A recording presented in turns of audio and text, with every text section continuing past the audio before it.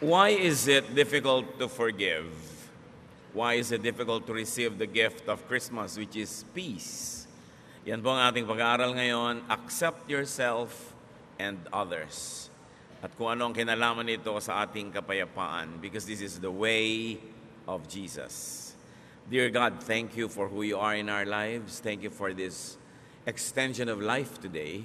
And thank you for all the things that you've given us, not only to survive, but also to enjoy life. Patawarin niyo po kami sa mga kasalanan namin. Hugasan niyo po kami at gawing karapat-dapat dahil sa inyong paglilinis. Maging karapat-dapat kaming lumapit sa iyong harapan at mangahas humingi ng pagpapala.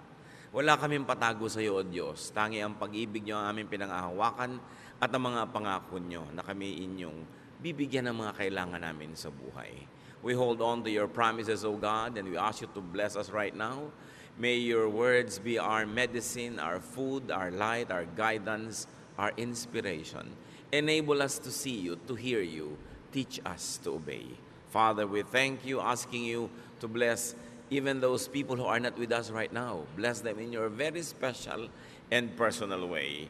And may your mercies abound, and as we grow in the knowledge of you, may we become more and more like your Son, Jesus. We thank you, we honor you. Sit on your throne of power and glory and dispense wisdom and blessings to your people. In the name of Jesus, your Son, our Lord, we pray. What is the gift of Jesus? The main gift of Jesus to us is peace. John 14:27, peace I live with you, my peace I give you. I do not give to you as the world gives. Do not let your hearts be troubled, and do not be afraid. Ang centerpiece po ng mga katuruan ng Panginoong Jesus tungkol sa kapayapaan. If you're going to analyze a major theme of the Lord's messages, it's about peace. Kaya siya nagpagaling ng mga may sakit, kaya siya nagpalaya sa mga masasamang espiritu, kaya siya nagtuturo ng lahat ng magagandang asal ay para sa ating kapayapaan. He wants us to have a heart that is untroubled, unafraid, unruffled. But how can this happen? When the Lord was born, angels came down to earth and sang glorious songs. Luke 2:13-15. Suddenly a great company of the heavenly hosts appeared with the angel, praising God and saying, Glory to God in the highest heaven, and on earth peace to on whom His favor rests. Isang uri ng kapayapaan ang ibinibigay ng Diyos Ama sa langit sa pamamagitan ng Panginoong Jesus. But this peace is not for the whole world, not for everyone, but for select individuals. The gift of peace is sufficient for all, but not efficient for just anyone. Ito ay kasya sa lahat ng tao, pero hindi nagiging epektibo sa lahat. Kasi merong dapat gawin ng tao para tablan siya ng kapayapaan na ibinibigay ng Panginoon.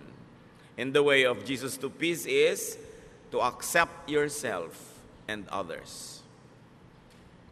Gusto natin magkaroon ng kapayapaan na yan, gusto nating matahimik ang buhay, pero paano ba yun nangyayari?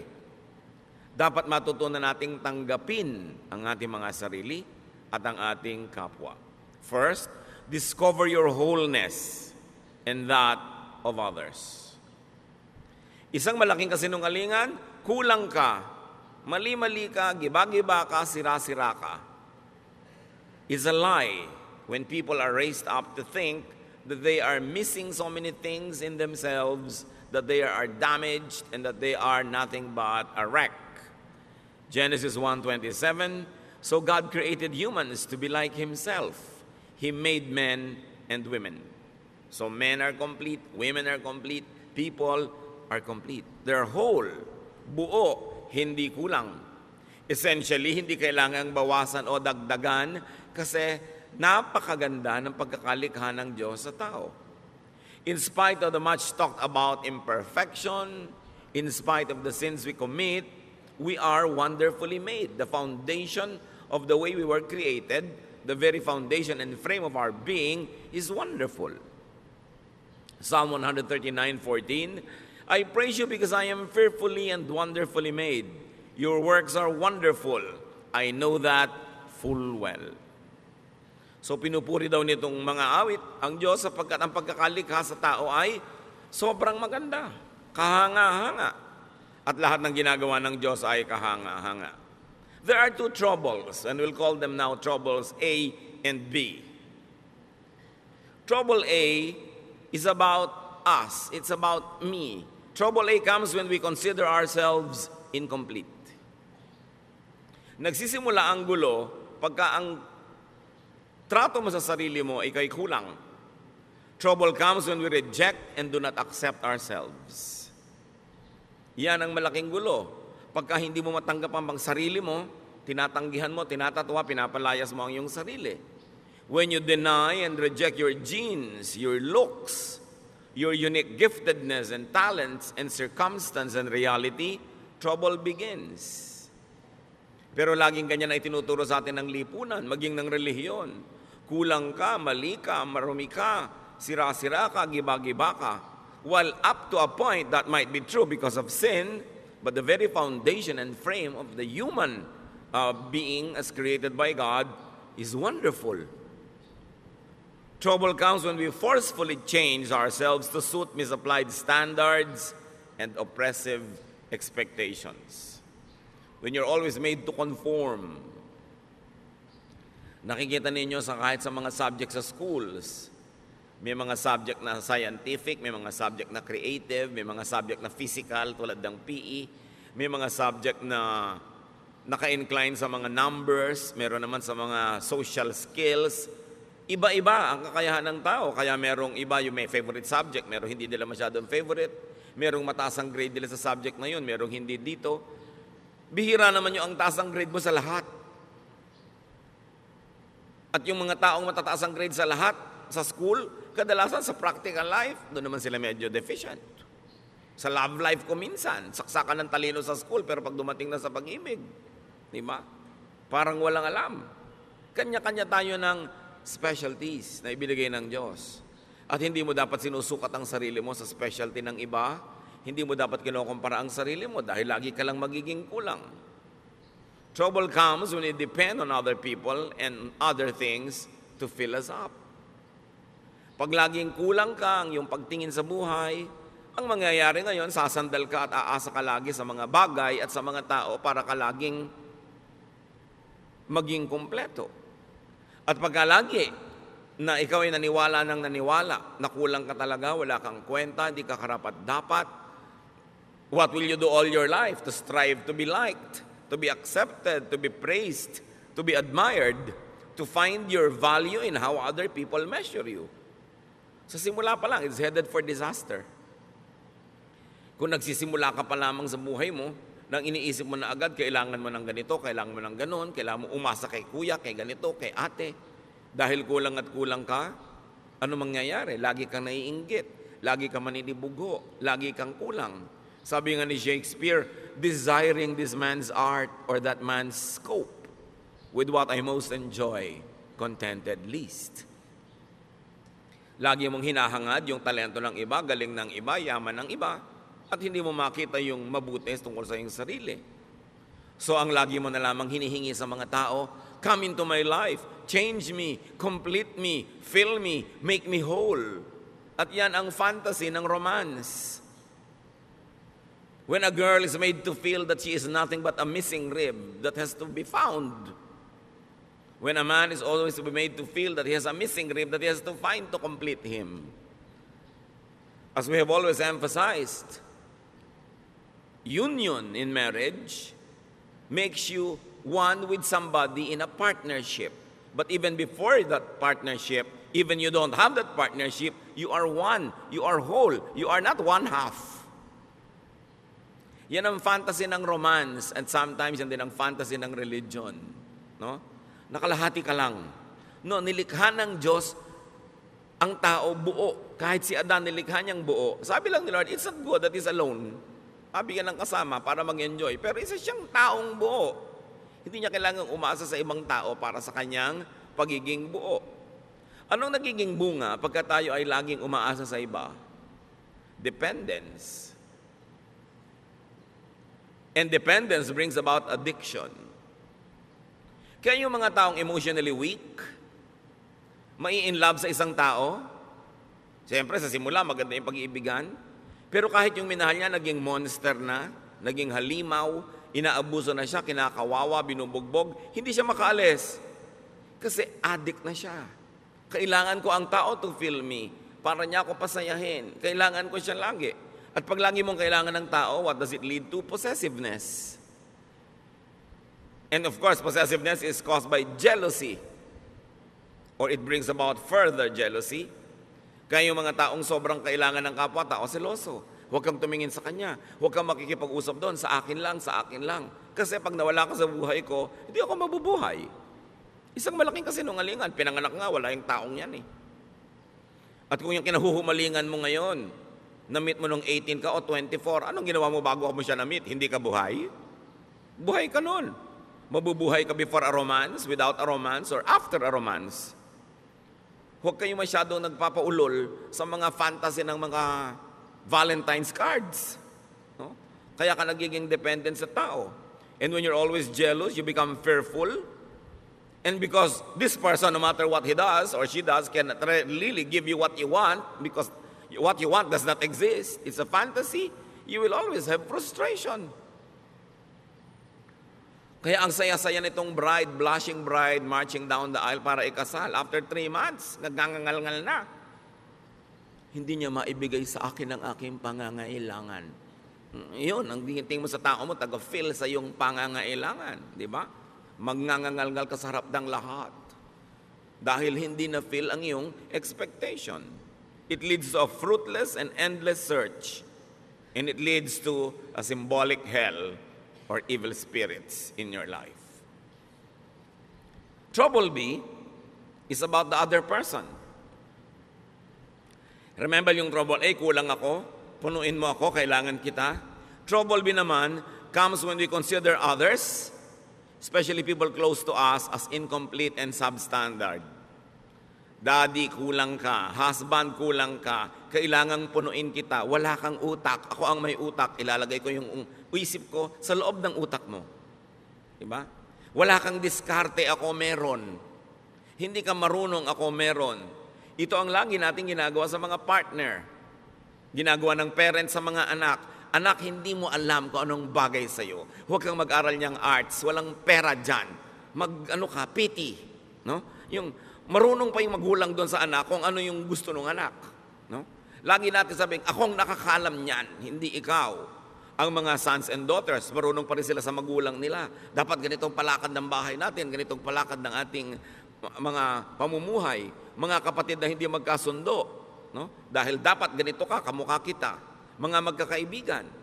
Huwag mong kainin yan. Ang kakainin natin, yung gusto ko ang tama. Kulang ka, ako puno, pupunang kita. Another lie. Kasi kung puno ka, puno rin yung kapwa mo. Trouble becomes when we reject them or accept them only partially. Mahal mo lang yung anak mo kung kamukha mo. Mahal mo lang yung anak mo kung yung mga talent niya, gusto mo, pag iba na yung talent niya, ayaw mo na siya. So hahanap ka ng ibang anak na paborito na kamukha mo. Trouble comes when we fill other people with ourselves.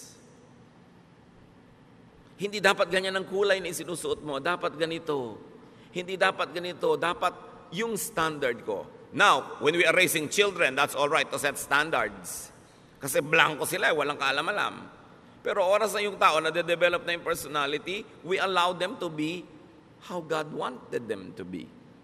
Kung paano sila nilikha ng Diyos. Kung ano yung talentong ibinigay sa kanila, yun ang dapat natin silang bigyan ng laya na hanapin nila. Yung kanilang buhay doon sa talento, sa hilig, sa galing na ibinigay sa kanila ng Diyos. Trouble becomes when we force them to change to suit our taste. And all of this, major issues happen between husband and wife. Ang pag-aasawa ay isang walang patakarang pagtanggap. Hindi siya isang reformatory institution na iibahin kita. Babaguhin ka ng aking pag-ibig. Sa teleserye lang yon, walang nagbabago. So kung hindi mo gusto yung buong-buong tao, wag mong pakasalan, inaasahan mong mababago mo. Ngayon kung nagbago siya dahil siya ay naging sumusunod rin sa Diyos, nagkusa, bonus. Pero hindi mo kayang baguhin ang isang tao. Yung let me change you, let me fill you, let me refit you to fit my fantasy. You know what's wrong with that? There will be domination. Dodominahin mo ang iyong kapwa. Because for you na manaig, there should be conquest. Therefore, there will be colonization. You colonize the other person's brain with your thoughts. Gusto mo mag-isip siya tulad mo. Gusto mo thoughtful siya sa ganitong bagay. Hindi niya kakalimutan ng ganitong bagay. Hindi siya maalalahanin. Although it's not an excuse, pero generally speaking, di ba, mas mahilig yung mga babaeng makaalala ng mga anniversary, mga birthday, pati sa iksi na mga relasyon ngayon, monthsary na lang eh. Kasi baka hindi na makaabot ng anniversary na isang taon. Weeksary, no? Baka mamaya may hoursary pa. So, mas particular talaga yung mga babaeng maalalahanin. Lagi na lang gusto maalala yan ni husband. Although, mag-effort naman yung mga husband maalala. Pero dapat mong tanggapin na iba ako, iba siya. Maalalahanin ako, siya hindi. Pero may iba siyang katangian. Pag gusto mong baguhin ang kapwa mo para maging kamukha mo, kamutin lahat ng kati mo sa buhay kung saan siya makati, di ba gagamitin mo lang siya, hindi mo siya tinatanggap bilang tao. And this is the problem in marriage.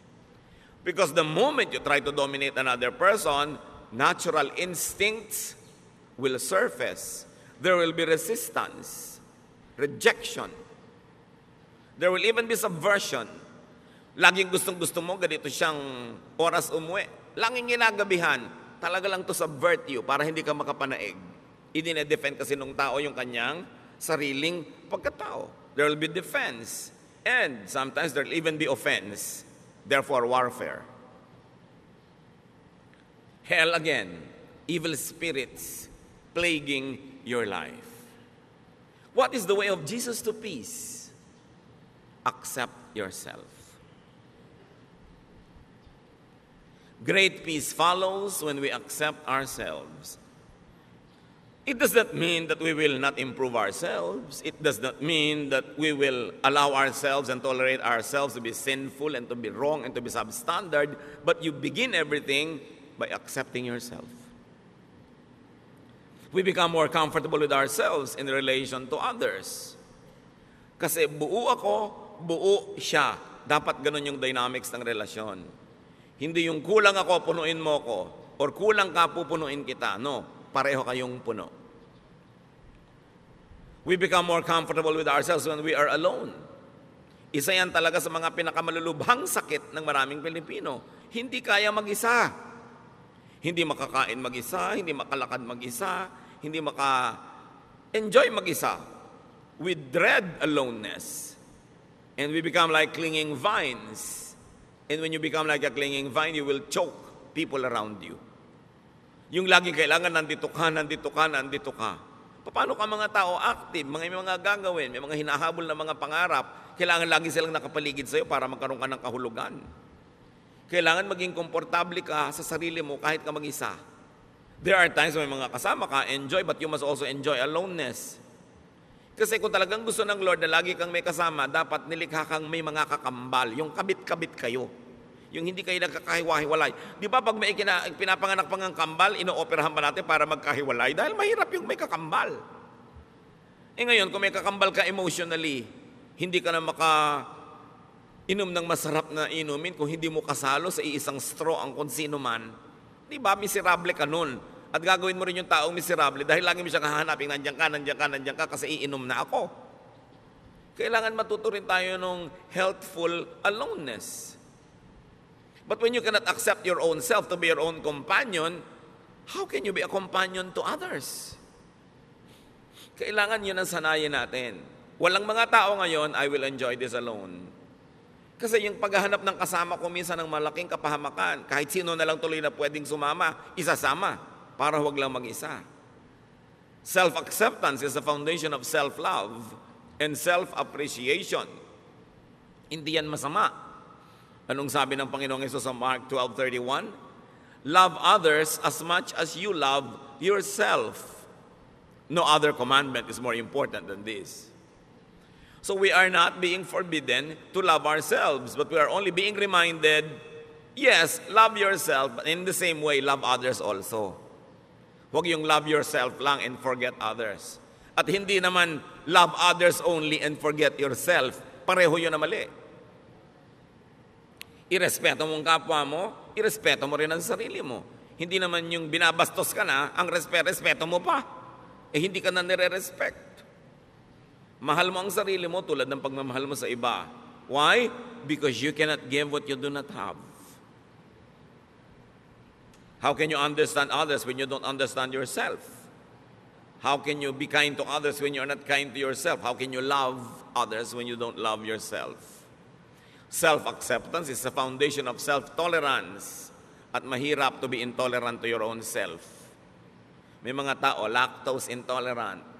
Hindi sila pwedeng uminom ng gatas. Kung intolerant ka sa sarili mo, yung sarili mo hindi mo matanggap, hindi ka pwedeng mapag-isa, ano mangyayari? And self-acceptance is the foundation of genuine self-forgiveness. Many people cannot forgive others because they also never forgive themselves. So, pinahihirapan nila ang sarili nila at pinahihirapan din nila ang kanilang kapwa. Self-acceptance is the foundation of healthy autonomy. Ang tao dapat masarap na may kasama, masarap na kasama, pero pwede ring walang kasama. Kasi kasama mo ang Diyos. Kahit kailan hindi ka pwede mag-isa.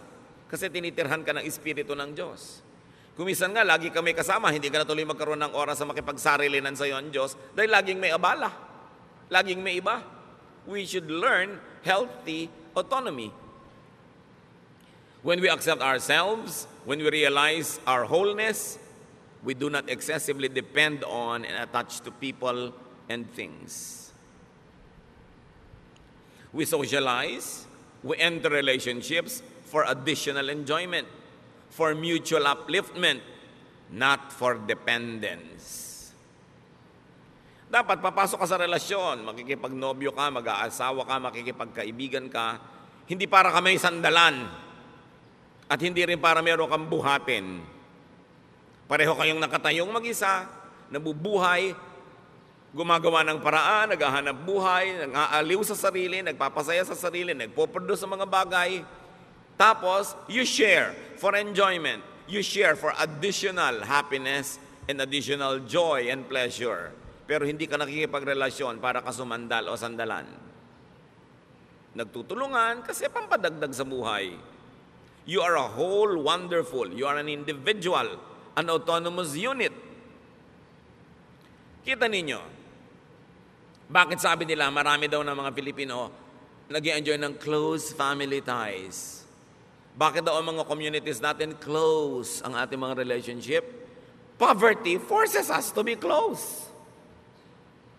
Siyempre, kailangan mo makisama sa kapitbahay mo dahil pagka nanganganak yung asawa mo sa madaling araw, makikisakay ka sa tricycle ni Mang Tomas. So pagka naglilinis si Mang Tomas, tutulungan mo siya. Ang ganda ng samahan nyo. Pero subukan mo, lahat kayo may kanya-kanyang tricycle. Ganun ka pa rin kaya ka nice? Nakikisama ka sa neighbor mo, nagpapadala ka ng ulam pag nagluto ka, para pag nagluto din siya, mapadalang ka. Pero kung lahat kayo bumabaha sa pagkain sa inyong mga kusina, will you still be that close? Close sa mga magkakamag-anak, magmano ka sa tiya, mangupo ka. Kasi makikitira ka sa kanya pag nag-aral ka ng college. Pero kung may kanya-kanya kayong bahay, ganun pa rin kaya ka nice? Dapat ganun pa rin nice or better. Doon mo lang malalaman na nice ka talaga. Kasi nice ka, hindi dahil lang umaasa ka o sasandal o may kailangan ka sa kanya. Kaya tingnan nyo ang nangyayari sa mga komunidad na yumayaman at umuunlad, nababawasan yung pakikipagkapit-bahayan, which is negative. Dapat hindi ganon. Kaya si Aling Junicia ayaw tumira sa Forbes Park. Ang tataas daw ng mga pader, wala daw kapit-bahay. Siyempre kasi hindi mo naman kailangan ng neighbor mo, may kotse ka, kung may pangangailangan ka, may sarili kang gym, may sarili kang ganito, may mga katulong ka. You don't need to be nice to your neighbors. But poverty requires you to be nice. Poverty makes people stick to each other. Now, translate that to emotional poverty. When you're emotionally poor, you always want people around, you will cling because you need and you want help.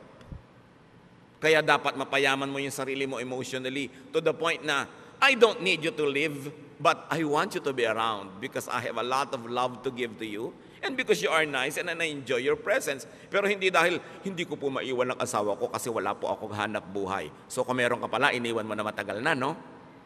So hindi ka lang nandyan dahil love mo siya kasi nakasandal ka.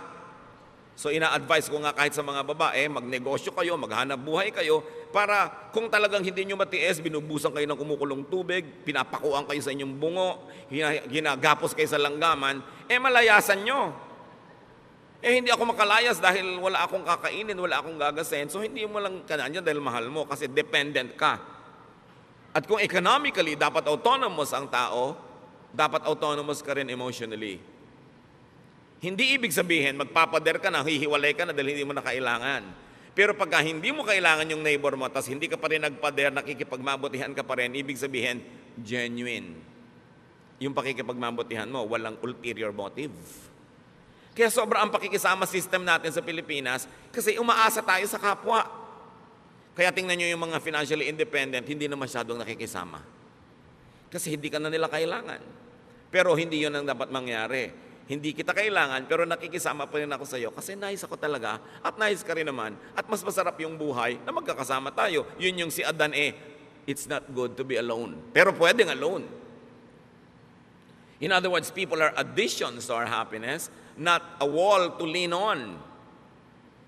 Kung yung titingnan yung mga asawa, kamag-anak na naandyan lang kasi dapat kong asahan. Strive to be autonomous. At saka yung mga asawang babae na walang ka-income pero tumanda na kayo, nagka-losyang-losyang sa pagtatrabaho sa bahay, ang totoo niyan, dapat binibigyan kayo ng allowance ng asawa nyo na inyo talaga. Di ba? May allowance sa mga bata, but ang wife walang allowance. Ang ibinibigay mo, pamalengke. That's for all. Yung siya, paano? Di ba? Tapos birthday niya, reregaluhan mo pa ng magandang kaldero. Para maipagluto ka na naman niya ng masarap, bibigyan mo ng kalan, ng refrigerator. Ang wife, pag nireregaluhan, yung pangkanya, hindi yung panglahat. Kasi regalo mo rin sa sarili mo yun kung kalan. Diba? Kailangan yung pangkanya.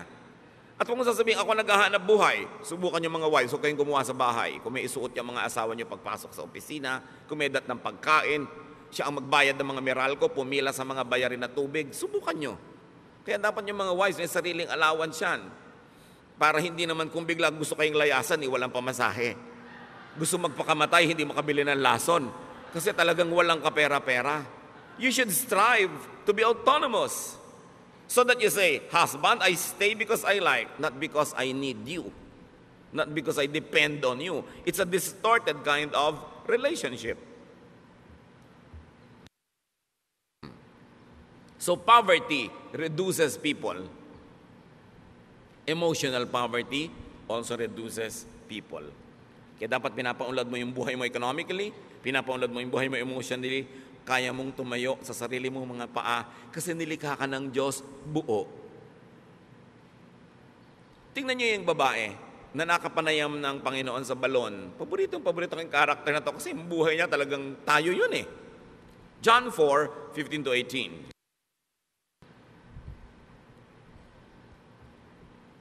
Matapos makausap ng Panginoon ng babaeng ito, sinabi ni Lord, alam mo, kung hihingi ka lang sa akin ng living water, bibigay ko sa iyo, hindi ka na mauuhaw pa. The woman said to him, Sir, give me this living water so that I won't get thirsty and have to keep coming here to draw water. He told her, Go, call your husband and come back.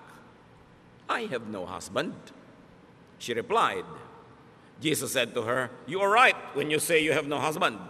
The fact is, you have had 5 husbands, and the man you now have is not your husband. What you have said is quite true. Bakit inungkat ng Panginoon yung tungkol dito sa mga lalaki sa buhay ng babaeng ito? Kasi sabi ng babae, bigyan niyo po ako ng living water. Yung hindi na ako mauuhaw uli. I want this living water so I won't have to be thirsty again.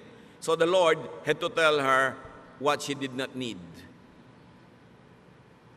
The point Jesus was making, the woman had been deceived into believing that she was incomplete and that she needed men to complete her. Sabi niya, gusto mo maging complete? Tanggalin muna natin yung mga abala sa utak mo. Tawagin mo yung asawa mo. Wala po ako asawa. Tama ka. Kasi yung 5 lalaki nagdana sa buhay mo, hindi mo mga asawa. At yung lalaki ngayong nasa buhay mo, hindi mo rin asawa. Bakit ang dami mong lalaki sa buhay? Kasi akala mo, hindi ka mabubuhay nang walang lalaki. Kaya nakaka-6 ka na. 30 years from now, siguro magiging 4 na po na yan. Hanggang kaya siguro ng naturalesa mo, dadami pa yan ng dadami hanggang magkalasog-lasog ka na. Tapos mamamatay ka na lang, hindi mo pa nakita yung hinahanap mo. Kasi akala mo, makikita mo sa romance. Sabi niya, ang tunay na kailangan mo, nasa kalooban mo lang, kailangan mo ma-rediscover dahil yung tubig na yun nasa loob mo, bukal. Tanggalin mo yung bara para bumalong, lumabas yung tubig at hindi ka na mauuhaw kahit kailan. Huwag kang umigib kung kani-kaninong balon, sumalok kung saan sa ang ilog kasi lagi ka lang mauuhaw. Because you think that you need people to fill you, it leads to addiction and it becomes hell. Iba-iba lang tayo ng mga addiction. Yung iba ang addiction nila, bag. Umaapaw na yung bahay nila, wala ka na matulugan sa dami ng bag ni Mrs. No? Hindi na sila makapamili ng masarap na pagkain dahil puro bag. Kung pwede lang saan ng isigang, iihaw, ilagay ang mga bag na yan. Busog pati kapitbahay. Iba-iba lang. Si Mr. naman, kung minsan ng addiction, kung barel o belt o pomada, no? Kung ano man yon. Kanya-kanya tayo ng mga addiction. There's a sense of incompleteness. An addiction to things and to props and to money. Luke 12:15, then he said to them, watch out, be on your guard against all kinds of greed. Life does not consist in an abundance of possessions. Alam nyo, ang buhay, hindi yan pinupuno ng mga ari-arian. At yung possessions na yan, bagay man o tao, tulad ng babae na to, nakakaanim na ng asawa. Sabi, hindi yan ang buhay. People get deceived that they need many things to be whole. Kaya may mga kolekta ng kolekta. Pag tumanda naman, hindi malaman kung kanino ipapamana. Kaya kailangan branded, signature accessories. Kailangan expensive bag and shoes. Estudyante, wala pang trabaho. Ang gusto pa yung cellphone, yung ang mahal-mahal. Yung may lumalabas na bread toaster. Anak, wala ka pang kita. Ang yabang-yabang mo na. Tapos yung kayabangan mo, mga estudyante rin tulad mong wala rin kita. Ba't mo kailangan yan? Para kasikat? Marami mga tao, kailangan naman nila bahay. Kailangan ganda-gandang bahay. Napunta na sa bahay lahat ang kinita. Wala nang pinuntahang iba. O kotse. O kuminsan naman, hindi ka masaya sa height mo, talaga naman kahit na madapa ka na, high heels. Kulang pa yung heels dun sa takong, kailangan lagyan pa na mag-heels sa toes, kaya talaga nakatungtong ka na halos sa isang hollow blocks. Hindi ka na makalakad. Yung iba talaga hindi kontento sa ilong nila, kailangang taasan, kailangang kitiran, kailangang bawasan ng panga, kailangang bawasan ng baba, kailangang liitan ng mata, etc., etc. Laging kulang. Sign that you don't accept yourself. Ngayon, hindi naman masama yung up to a point, a little improvement here and there, pero yung nanganib na yung buhay mo at namatay ka na sa operating table dahil bina-vacuum ang mga body parts mo, parang dangerous na yun. Ano sabi niya sa 1 Peter 3:3-4? Don't depend on things like fancy hairdos or gold jewelry or expensive clothes to make you look beautiful. Kita nyo yung look. Actually, hindi ka beautiful. You only look beautiful. Sabi niya, be beautiful in your heart by being gentle and quiet. This kind of beauty will last, and God considers it very special. O huwag nyo namang lihim tanggalin yung mga baon-baon yung hikaw. Hindi naman masamang maglagay, pero sabi, huwag nyong iasa ang kagandahan nyo dyan sa mga yan. Kayo, maganda na yung karakter nyo, meron pa kayong konting pampa-enhance, nice. Pero kung nagiging mitya na ng inyong buhay, ang hirap-hirap magbayad at hulugan, titigilan nyo ang mga kahangalan na yan. Saan ganon? Alam nyo ang tunay na magandang babae, sabi yung mabini, yung banayad at tahimik. So anong tawag sa mga madadaldal at maiingay na babae? Bahala kayo. Di ba? Sabi, ang kagandahan niya nandyan, yung matining ang loob, matibay ang loob, maganda ang kalooban. Yan ang gandang pinapahalagahan ng Diyos at yan ang gandang hindi kumukupas, hindi na i-snatch, hindi na nanakaw at hindi huhulugan sa Bombay. Sabi, kailangan ganyan na tinitingnan mong beauty. Timpladong katahimikan. 1 Timothy 6:8-10. So we should be satisfied just to have food and clothes. Ibig sabihin, we should be satisfied with basic things. People who want to be rich fall into all sorts of temptations and traps. Yung rich, pwede niyong palitan ng people who want to be beautiful or sexy or fairy white, o kaya people who want to be tan. Lahat ng gusto niyong palitan sa inyong sarili, fall into all sorts of temptations and traps. They are caught by foolish and harmful desires that drag them down and destroy them. The love of money, or you might say the love of other props, the love of cosmetic surgery, causes all kinds of trouble. Some people want money so much that they have given up their faith and caused themselves a lot of pain. Kung kailangan, tanggapin mo yung sarili mo. Kung may konti ka lang may improve na hindi sobrang magastos, hindi dangerous to your health at easy to maintain, pwede. Pero kung magiging pasanin mo sa buhay, yung sa dami ng operasyon mo sa mukha, tawang-tawa ka na, sabi mo pa. Kasi hindi ka makatawa dahil mapipilas yung pisngi mo, parang kawawa ka naman. Diba? Yung hindi ka na makahinga dahil sobrang diliitan na yung butas ng ilong mo. Dati isang hinga mo lang, kahit 1 week na oxygen, nasa lungs mo na. Ngayon, hirap na hirap kang suminghap. Para ka ng bisugo na tinanggal sa tubig. Ang hirap naman nun. Diba? So dapat yung easy to maintain. Huwag yung kung ano pinaglalalagay mo sa loob ng katawan mo, tapos pagka lumilindo, lumilipat-lipat kung saan-saan, nakakaiba-iba korte ng katawan mo. Tapos, wala namang maawa sa'yo. Ang totoo, halos walang maawa, although kawawa. Kasi alam nyo yung iba kung di naawa, inggit. Kasi naglagay ka, nadaig mo sila kahit sandali lang, kaya ikikriticize ka. Kung gumanda ka naman bigla na gano'n, pag-uusapan ka, hindi naman ganyan ang itsura niya. Tingnan mo yung litrato niya noong high school. Yung, ilalagay pa sa Facebook, yung litrato mo talaga noong high school. Bistong-bisto ka na parang airport tarmac talaga yung ilong mo noon. So, maawa sa sarili. You know? Do not make and do not allow people to think that they are incomplete and that they need you to be whole. So una, huwag mong papaniwalain ang sarili mo na kulang at kailangan mong iba para to be whole.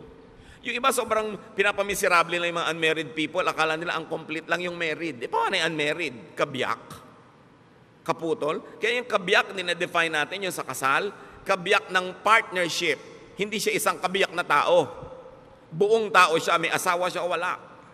Pero sumasali siya sa isang partnership kung saan siya nagiging kabiyak ng partnership na yon, which is God glorifying and which to most people is suited and nice. But not for all. So pagka pinressure nyo ang inyong sarili, mga kapatid, na laging punuin kayong sarili nyo dahil sa sinasabi ng mundo, sinasabi ng advertising, sinasabi ng mga kung sino-sino, this will pressure and tire you. Pagka rin meron kayong laging pinasandal sa sarili nyo, hindi na kayo makakapahinga.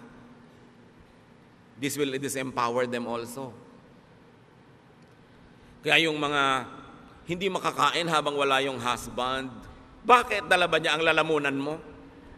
Diba? Yung ano yan blackmail para umuwi ka sa oras, which is good. Nag-asawa ka rin lang, uwiin mo na maaga para sabay kayo. Pero hindi naman yung talagang nakaabang doon at may kandila pa to make you feel guilty dahil wala ka pa. Paano kung talagang wala ka pa? May kailangan kang gawin. Minsan yan, mga blackmail na lang no? Minsan, ang sarap siyempre nung family, kumakain lagi sabay-sabay, very ideal, parang sine. Pero sa tunay na buhay, siyempre may nata-traffic, may nag-overtime, merong may kailangan gawin. It can be very oppressive pag laging gusto nyo yung mga ganun seremonya. Masarap yun paminsan-minsan at pag natural at likas, pero pag pilit na, it becomes oppressive. Pag laging ganun ang pamamalakad mo sa iyong pamilya, anong gusto ng mga anak mo lahat?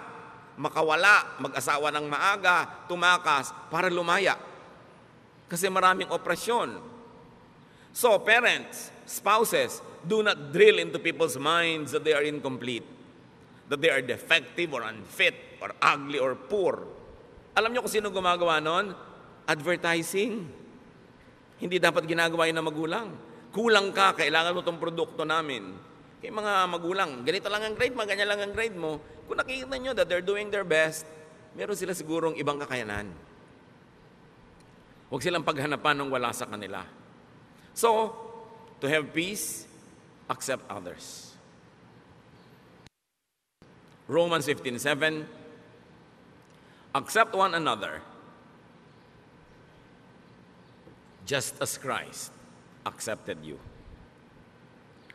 Kung paano ko tinanggap ng Diyos, warts and all, walang patakaran, buong pagtanggap, ganun daw ang gawin mong pagtanggap sa kapwa.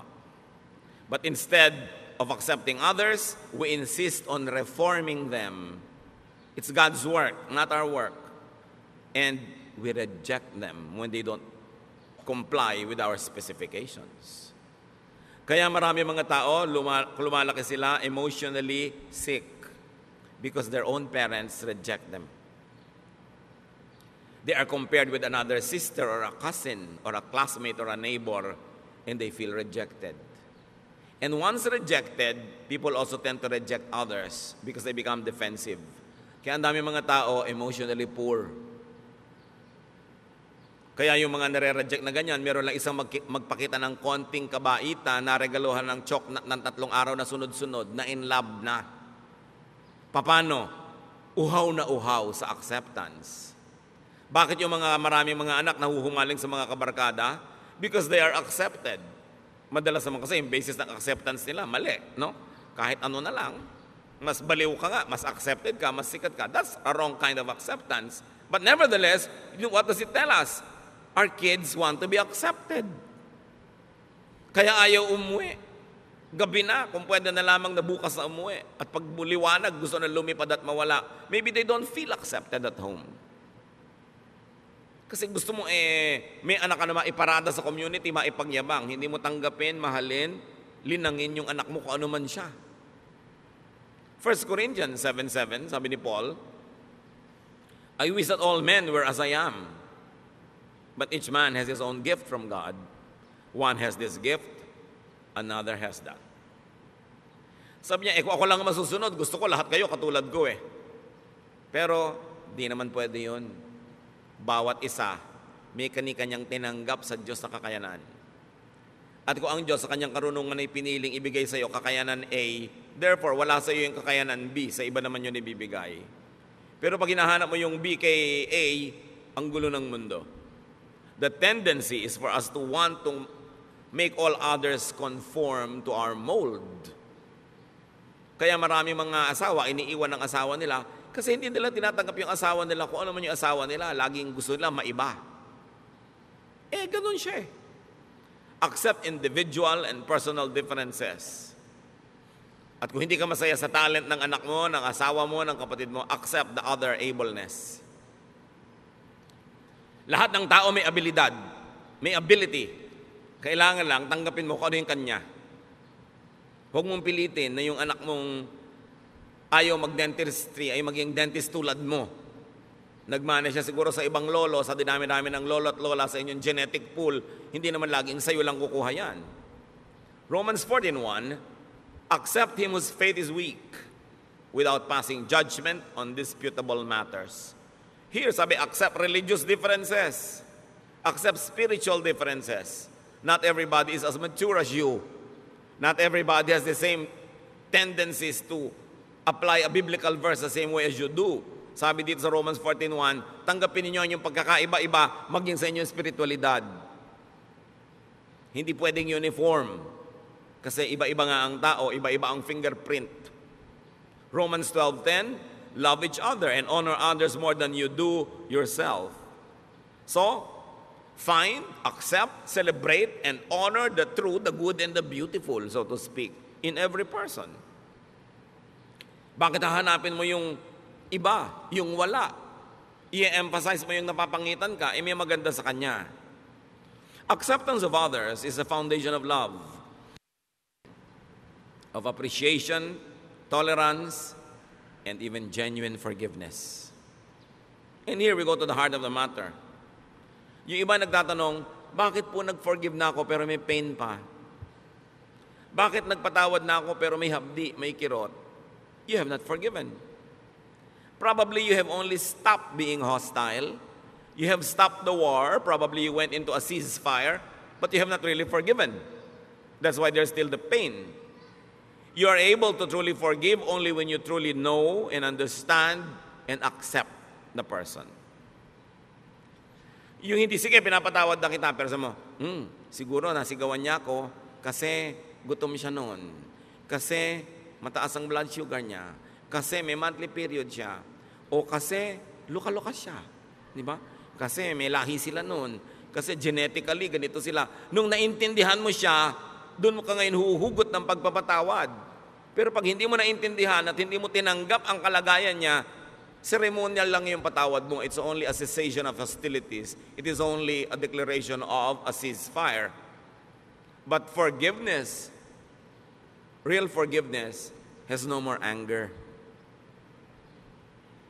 Well, you can be cautious. Hindi naman ibig sabihin you forgave, you forgot to be cautious na. You might want to avoid being the victim again because you're cautious, but no ill feelings.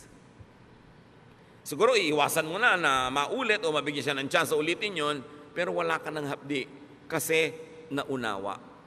Kaya maraming magulang, kahit ang tingin ng mga ibang tao sa anak nila kriminal, mahal pa rin nila. Hindi, ang bait-bait ng anak ko. Kasi pinapanganak pa lang yon, pinaglilihi pa lang, tinanggap na talaga nung ina ko yung buong-buong pagkatao ng anak. Kaya pagka halimbawa, ang sungit-sungit ng anak, kasi alam niyo nung bata, nahulog yan sa duyan. Nahulog lang, naging ganyan. Galing sa 7th floor. Okay. So, naintindihan ko yung anak ko. So, intindihin nyo. Kaya hindi halos maubos ang pagpapatawad ng magulang sa anak kasi iniintindi. Kasi tinatanggap. So, kung may papatawarin kayo, huwag lang sabihin, sige, papatawarin na kita, tama na, tigil na. Unawain nyo yung buong dahilan kung ba't niya nagawa yung nagawa niya. At pag naunawa nyo yun, baka maawa pa kayo, mamahalin nyo pa. Ganun ang pagpapatawad ng Diyos. Dahil kilala tayo ng Diyos, alam niya yung genetic makeup natin, alam niya yung emotional and chemical situation ng buhay natin the moment that we run short of God's glory. That's why God understands, God forgives, and God loves. Kaya ang sabi, as God forgives you, you forgive one another. Para hindi yung nagpatawad ka kunwari, pero may dala ka pa rin dito, nakabaon. Pagka nakante, pagka na-provoke, lumalabas uli. Kasi hindi nang unawa. That is why many people forgive yet remain angry. There is no acceptance of the other person. Therefore, no forgiveness. Therefore, no peace. Ang tunay na pagpapatawad nangyayari lang pagka tinanggap mo at doon ka lang nagkakaroon ng tunay na kapayapaan. How does that happen?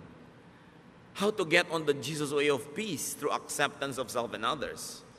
Now, this teaching is not easy to understand or follow. It takes a new mindset to appreciate and obey this.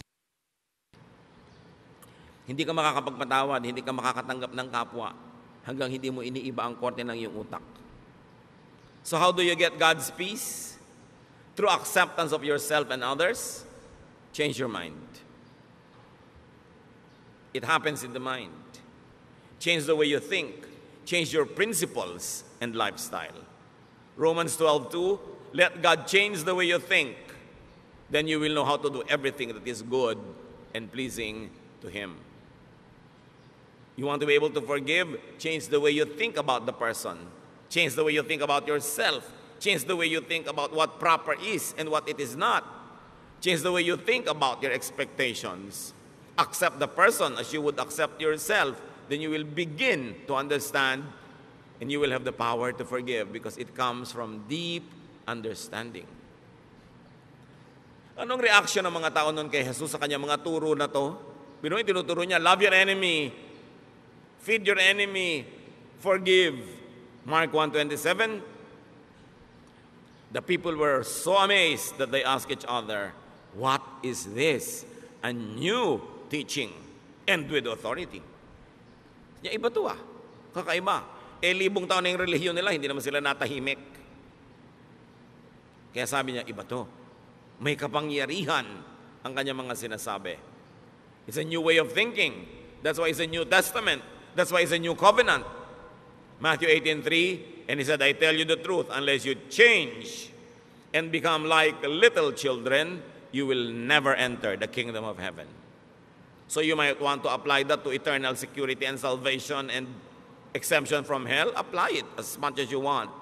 But I suggest that you also apply it this way, that unless you begin to think in a new way, you will never enjoy heaven on earth. You will never have paradise. You will never have peace. If you insisted on thinking the old way, you can never have the peace that Jesus wants you, because it is a new arrangement, a new idea that requires a new mindset. To have heaven, peace, contentment, rest, one has to be a child again. One has to restart from the beginning. One has to be reprogrammed. In a manner of speaking, one has to be born again. To rediscover, revive, and nourish God's reign in his or her heart. Kailangan madiscover mo uli yung sarili mo na, oo nga pala, doon sa kaloob-looban ko, ako'y isang buong tao. Nilikha sa wangis ng Diyos, na ang Espiritu ng Diyos ay nananahan sa akin. Ba't kailangan kong humanap ng pag-ibig, ng pagmamahal, ng kasiyahan sa iba? Kailangan munang pumasok ako sa loob ko.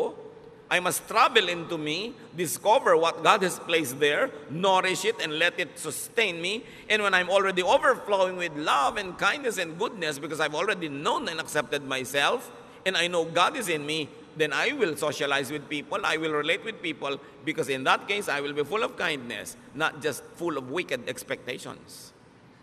That I am full, and the other person is full, and I respect his fullness, and we're together to have a better life, because together we can make a beautiful world. But I will not intrude into and colonize this world to make it beautiful in my terms. Pagka ganun ang iyong asal, people will love to have you around. And you will love to be around people. So change your mind unto peace and restfulness. Matthew 11:28-30. Sabi ni Lord, "Come to me, all of you who are weary and burdened, and I'll give you rest." Pagod na kayo? Pagod na ang puso nyo? Pagod na kayo magalit? Pagod na kayo magsikap magpatawad? Pagod na kayo na matahimik ang buhay nyo? Pagod na kayo sa paghahanap ng mga pangarap nyong pag naabot nyo ay biglang naglalahong parang bula? You're tired of chasing rainbows? You're tired of repairing all the broken toys in your life which never get fixed? Come to me. I'll give you rest. Learn from me. For I am gentle and humble in heart, and you will find rest for your souls.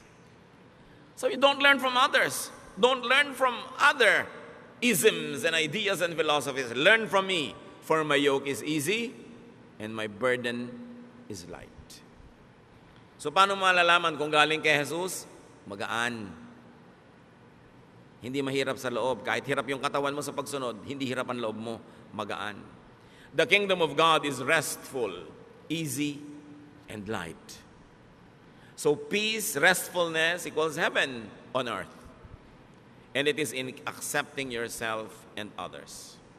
Habang hindi mo tinatanggap ang anak mo, asawa mo, magulang mo, kapatid mo, lagi kayo magtutunggali. Lagi kayo magko-contest. Mag-uunahan kayo kung sinong masusunod, kung sinong mananalo, kung sinong mananaig. Stressful yan. Hindi ganyan ang buhay. When you accept yourself, you relax. You become less demanding and suffocating. And you become nicer and more open, more accepting. And when you accept others, you also relax. You become less intrusive, less judgmental and demanding. You become more forgiving. And they too relax. Everybody relaxes, masaya ang buhay. Deep and real forgiveness comes from unconditional acceptance and understanding. Change your mind, and this can happen. Kaya kami problema sa asawa mo, may iniisip ka, hindi yun ang natutupad. May iniisip din siya, hindi yun ang natutupad. So ba't di nyo nalang palitan ang iniisip nyo? Kasi hindi nyo naman kayang palitan yung asawa nyo. Hindi nyo naman kayang palitan ang pagkatao niya. Palitan nyo na lang yung iniisip nyo, hindi sasaya kayo. Kaya ang sabi ng anghel, peace on whom God's favor rests. Kaya sinabi natin kanina, peace is not for everyone. Peace is not for the whole world. Well, it is efficient for all, or sufficient for all rather. It is efficient only for those who would appropriate it, those who would accept it and live by it. Ang kapayapaan ay hindi para sa lahat. Ito'y para lang doon sa willing na baguhin ang kanilang pamamaraan ng pag-iisip, baguhin ang style nila sa buhay, tanggapin ang mga sarili nila and improve from there, tanggapin ang kapwa nila, hanapin kung ano yung totoo, maganda at kaibig-ibig sa kapwa, contribute goodness to others, but do not colonize their minds, then there will be peace on earth. Ano mga kapatid, ang hindi nyo matanggap tungkol sa sarili nyo? Hanggang ngayon, tanggapin nyo na, huwag kayong tatayo dyan ang di nyo pa tinatanggap. Kasi sayang naman ang pagod na lalamunan ko dito. Diba? Kailangan tanggapin nyo yan. Kasi sayang din na magiging pagod yun noong araw at patuloy pa magiging pagod nyo habang buhay. Itinatago nyo yung kung anong totoo sa buhay nyo. Ba't di kayo magpakatotoo? Diba? Yung lalo kung may edad na, huwag na kayo masyadong magkapal ng foundation. Lagi nakahalata kasi pagtawa nyo, nagkakrak-krak dito. Para kayong moryones. Diba? Yung manipis na lang. Ganun talaga tumatanda ang tao. Diba? Alangan namang tumanda ka, mukha ka manyika. Mapagkakamalang kang mangkukulam. Dahil ba't hindi tumatanda ang itsura mo? Tanggapin nyo lahat yun. Accept the force of gravity. It rules us all. So, natural lang yun. Tanggapin nyo yan. Yung mga asawa nyo, tanggapin nyo talagang lumalaki na ang tiyan ni mister. Hindi ba? Pagka naman lumiliit yung tiyan niya, ninenervyos kayo, baka may nililigawang iba. Yung tanggapin nyo yung anak nyo. What about you? Can't you accept? Accept it. Kasi yan kayo eh. Para kayo matahimik. Now, if you want to improve, improve. Now, accept everyone else around you. Gusto nila mag-improve? Pwede siguro kayo mag-suggest, magbigay ng konting mga clues how you might want to contribute to that growth, but don't impose. Huwag niyong pilitin. Bigyan niyo siya ng space niya, ng time niya, para hindi kayo layasan at layuan. Kasi ang tendency ng tao, pag kinocolonize natin yung brain nila, gusto nilang lumayo. Kaya maraming maaga nag-aasawa. Walang kamalay-malay yung magulang, gusto lang pala talang takasan ng anak nila. Hindi lang maamin. Kasi nadudumi na. Napipilipit sila, yung nawawalan sila ng pagkatao, ginagawa sila mga manyika. Ginagawa sila mga puppet. Kailangan palayain mo ang kapwa mo. Kahit mo siya pakain. Kahit mo siya dependent. Dahil lahat naman tayo, pakain lang ng Diyos. No? Talagang lahat naman ng mabubuting bagay sa Diyos din ang gagaling. So, dapat I volunteer to accept you. Hindi yung you must accept me. Baligtad yun, ha? Yung pagtanggap sa kapwa, bino-volunteer mo yun, but you don't demand to be accepted. Dahil pag i-demand mo, ide-demand din niya, magkakagulo uli ang mundo. That has to be volunteered. And what is important, tanggapin natin ang mga katotohanan, baguhin yung mga pwedeng mabago, improve nyo, hindi yung pwedeng ma-improve, pero yung talagang nandyan na, live with it and learn to be happy with it. And also with your loved ones. Ama namin sa Diyos, sa langit, aming Diyos. Salamat po dahil tinatanggap nyo kami. Salamat dahil nilikha nyo kami na wonderful. Not to our credit, but to yours. Salamat nyo likha nyo kami, Lord, na great. Because you're a great God and we are in your image. Therefore, there must be greatness in us.